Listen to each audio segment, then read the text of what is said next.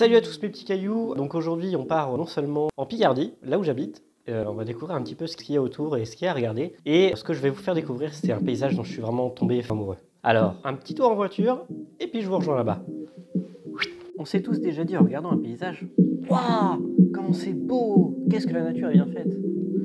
Et ben moi je vais vous faire comprendre que non seulement elle est bien faite, mais si vous la comprenez, vous vous rendrez compte à quel point le paysage il est encore plus beau.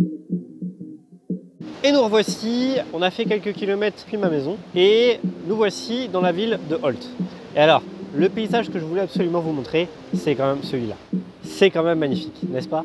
On prend un plaisir magnifique et en plus il faut savoir que l'air marin c'est quand même extrêmement bon pour la santé, c'est vivifiant et je vous cache pas que ça fait une balade magnifique. Alors pourquoi est-ce que je voulais absolument vous emmener ici? Parce que la ville d'Holt, elle a la particularité de faire partie d'un paysage qu'on appelle les Côtes d'Albâtre. C'est un paysage qui s'étend du Havre jusqu'à à peu près au-dessus de Holt, qu'on appelle la côte du Hourdel. Et ces magnifiques falaises d'Albâtre, vous les voyez là, elles sont magnifiques, elles sont toutes blanches, elles sont parsemées de quelques silex. Bref, c'est sublime.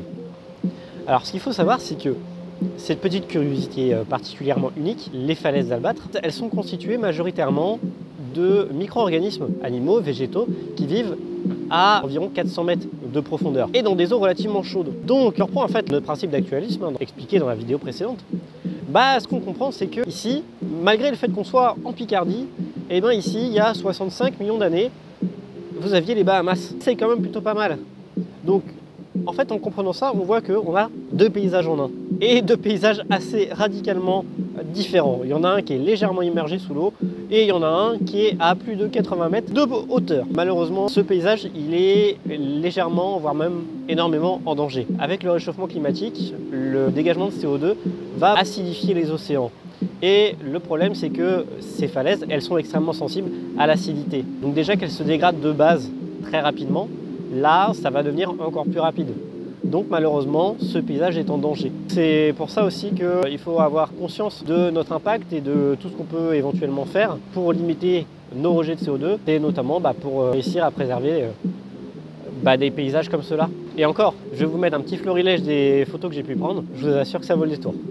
Heureux les petits cailloux, me voici toujours à Holt, mais cette fois-ci un petit peu plus au nord de la côte, avec derrière moi un magnifique paysage, celui de toutes les maisons de la pointe, l'endroit où justement la côte d'Albâtre commence à se transformer non plus en falaise vive, donc qui est toujours au contact de la mer, mais en falaise morte, c'est-à-dire qu'elle va commencer à s'enfoncer de plus en plus à l'intérieur des terres.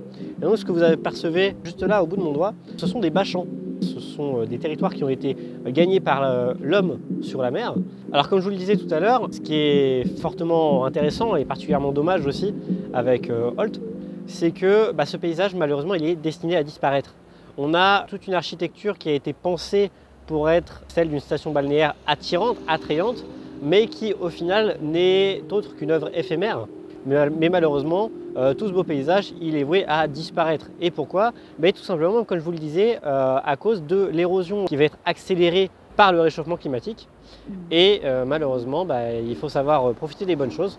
Donc je vous invite très fortement à venir visiter Holt, c'est très charmant, c'est très joli. Vous avez par exemple ce charmant petit phare qui est très sympa à visiter.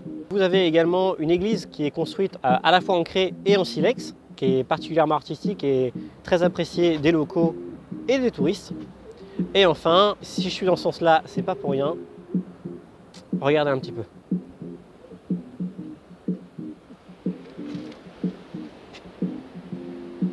Regardez-moi ce paysage. Est-ce que c'est pas juste magnifique? Alors surtout, n'hésitez pas, abonnez-vous, cliquez sur la cloche pour ne rien manquer et je serai évidemment ravi de vous emmener à nouveau avec moi faire du tourisme géologique sur la chaîne Histoire de Cailloux. Allez, ciao ciao mes petits cailloux et on se revoit pour la prochaine. Bye!